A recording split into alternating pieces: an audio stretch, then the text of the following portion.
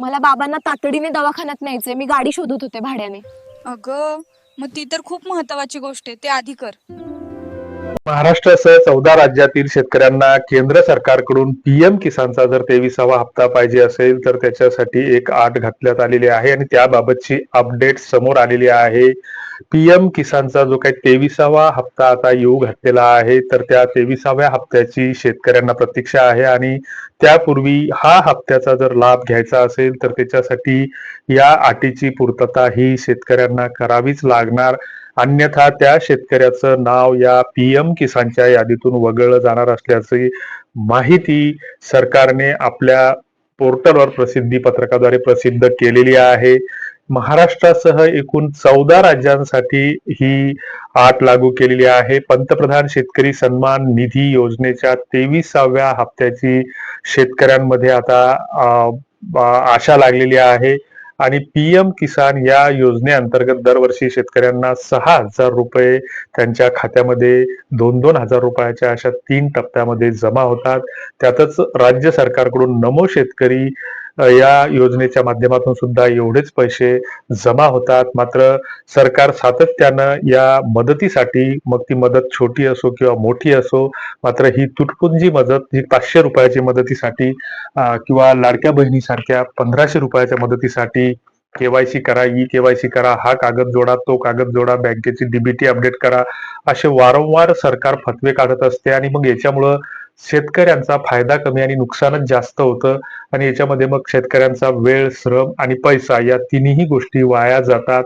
कारण बऱ्याचदा असं होतं की शेतकऱ्याचं शेतीचं काम ऐन जोशात आलेलं असतं आणि शेतकऱ्यांना किंवा ग्रामीण भागातील महिलांना या गोष्टीचं तांत्रिक ज्ञान जास्त नसतं आणि मग ऐकीव गोष्टीवर विश्वास ठेवून मग कोणीतरी काहीतरी सांगतं आणि मग त्या दृष्टीनं मग ह्या ऑनलाईन सेंटरवर किंवा बँकांमध्ये या शेतकऱ्यांना गर्दा करावा लागतो.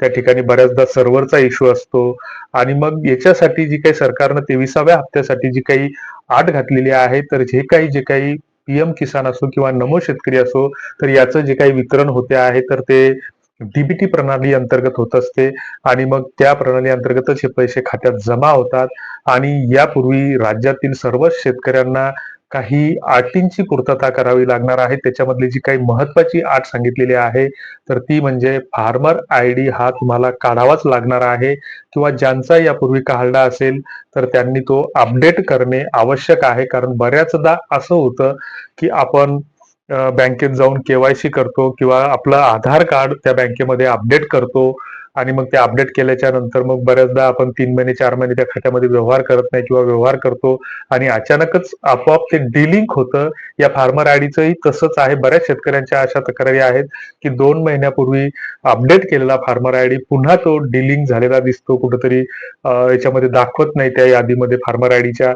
आणि ह्या सगळ्या गोष्टी होत असतात. या गोष्टीमुळे फक्त काय होतं की शेतकऱ्यांचं फक्त शोषण होतं आणि आधार जे काही प्रत्येक गोष्टीसाठी सरकारनं मॅन्डेटरी केलेलं आहे, तर राज्य आणि केंद्र शासनाच्या योजना वगळता जे काही सुप्रीम कोर्टाचा निकाल आहे 2018 सालचा, तर त्याच्यामध्ये स्पष्ट सांगितलेलं आहे की आधारची सक्ती कुठेही करू नये. मात्र सरकारनं बऱ्याच गोष्टींमध्ये आधारची सक्ती केलेली आहे. पॅन कार्डला सुद्धा गरज नसताना आधार लिंकिंग करावं लागलं. ज्यांनी लिंकिंग केलं नाही त्यांना हजार हजार रुपये भुर्दर भरावा लागला. अशातच 2013 मध्ये सरकारने एक योजना काढली होती की राशनच्या सबसिडीसाठी जॉईंट खाते काढा.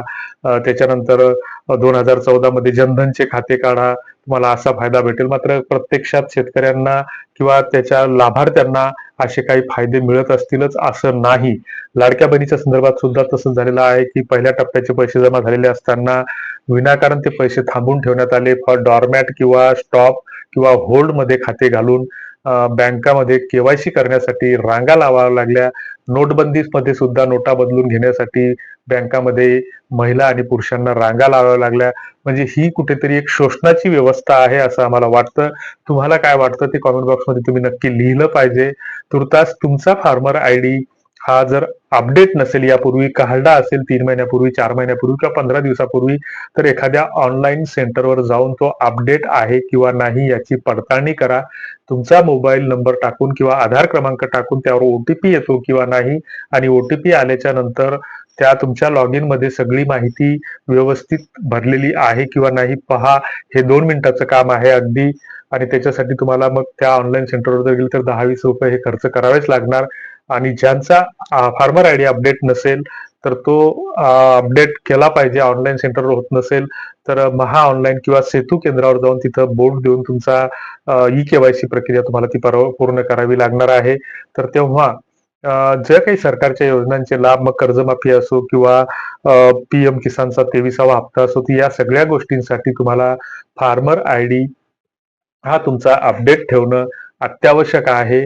आणि मग या सगळ्या गोष्टी केल्याच्या नंतर तुमचे लाभ ज्यावेळेस तुमच्या प्रत्यक्ष खिशात येतील तर त्याच वेळेस आपण तो आपल्या नशिबाचा भाग समजायचा.